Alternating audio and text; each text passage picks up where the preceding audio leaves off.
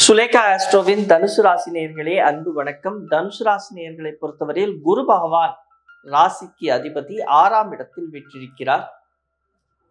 6ஆம் இடத்தில் குரு பகவான் வீற்றிருந்தாலும் நீங்கள் கவலைப்பட வேண்டிய அவசியம், அவருடைய பார்வைக்கு பலம் இருந்தாலும் யாரிடத்திலும் பகைமை உணர்ச்சி காட்டக்கூடாது. யாரையும் பகைத்துக் கொள்ளாதீர்கள். வீண் வம்பு வழக்குகளுக்கு செல்லாதீர்கள். வீண் விவாதங்களை தவிர்த்து விடுங்கள். இந்த மாதத்தில் மிக முக்கியம் அது. தொழில் ரீதியான முன்னேற்றம், தொழிலில் மேன்மை, தொழிலில் ஒரு அங்கீகாரம் கிடைக்கும். தொழிலாளர்களுக்கு நன்மைகள் கிடைக்கும். வேலை செய்பவர்களுக்கு ஊக்கம் கிடைக்கும். ஊக்கத்தொகையும் கிடைக்கும். நீங்கள் எதிர்பார்த்த இடத்திற்கு மாறுதல்கள் உண்டாகும். அதே நேரம் உங்களுடைய தனம் பெருகும். குடும்பம் மேன்மை அடையும். குடும்பத்தில் முன்னேற்றம் காணப்படும். சில முக்கியமான விஷயங்களில் நீங்கள் உங்களுடைய லாபத்தை, அந்த லாபத்தை வருவதற்காக இந்த ஷேர் மார்க்கெட்டு அல்லது இன்சூரன்ஸ் இது போன்ற விஷயங்களில் முதலீடு செய்வீர்கள். இது ஒரு நீண்ட நாளைய முதலீடாக இருந்தால் உங்களுக்கு லாபம் கிடைக்கும். குறுகிய முதலீடுகளை தவிர்ப்பது நல்லது. ஆரோக்கிய விஷயத்திற்கு செலவுகள் உண்டு. சனீஸ்வர பகவான் 3ஆம் இடத்தில் இருக்கிறார். உங்களுக்கு நன்மைகள் கிடைக்கப் போகிறது. சனீஸ்வர பகவானினால் உங்களுக்கு அனுகிரகமும் கிடைக்கும். அதே நேரம் உங்களுடைய எதிர்பார்ப்புகள் அதை கொஞ்சம் நீங்கள் தளர்த்தி கொள்ள வேண்டும்.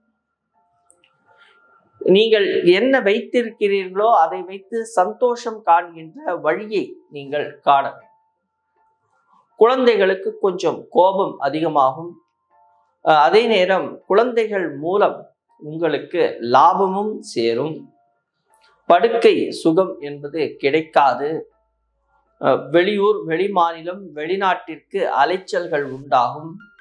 தொழில் ரீதியாக நீங்கள் ஒரு முன்னேற்றத்தை வேண்டி பலரை காணுகின்ற நிர்பந்தத்தையும், அதே நேரம் பலரை காணும் பொழுது உங்களுக்கு கிடைக்கக்கூடிய சந்தோஷத்திற்காக குடும்பத்தை விட்டு பிரிந்திருத்தல், சரியான வேலைக்கு தூக்கமின்மை இவையெல்லாம் இருக்கும். ஆனால் நீங்கள் எதிர்பார்த்த காரியங்கள் உங்களுக்கு நடந்தேறும். உங்களை பற்றி, உங்களிடம் இருக்கின்ற நல்ல குணம், கெட்ட குணத்தை நீங்கள் புரிந்து கொள்ளும் விதத்தில் உங்களுக்கு, உங்களுடைய புத்திக்கு நல்ல வழியில் நண்பர்கள் சில விஷயங்களை சொல்லித் தருவார்கள். திருமணம் போன்ற விஷயங்களில் சந்தோஷம் கிடைக்கும். கணவன் மனைவி இடையே உறவு நன்றாக இருக்கும். குடும்பத்தில் சந்தோஷம் நிலவும்.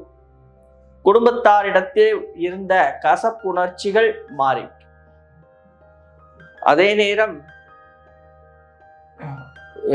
17 தேதிக்கு மேல் சூரிய பகவான் அஷ்டமஸ்தானத்தில் வரும் பொழுது கொஞ்சம் உடல் ஆரோக்கிய விஷயத்தில் கவனம் வைத்துக் கொள்வது நல்லது.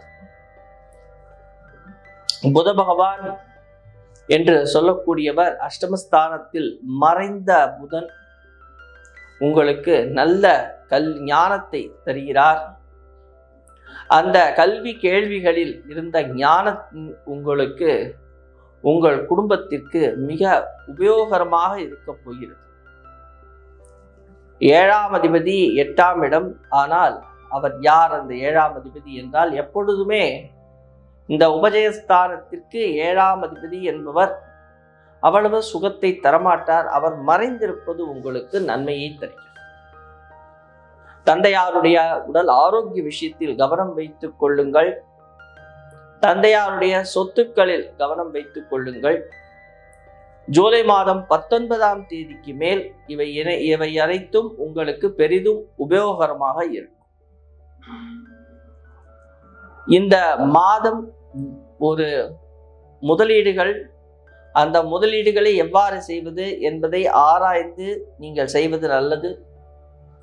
அதே நேரம் மிக முக்கியமாக விரயம், வீண் விரயங்கள், மெடிக்கல் எக்ஸ்பென்சஸ் இது போன்ற விஷயங்கள்ல கொஞ்சம் ஜாக்கிரதையாக செயல்படுங்கள். வீட்டில் உள்ள பெரியவர்களுடைய அறிவுரையை கேட்டு நடப்பது உங்களுக்கு நல்லது.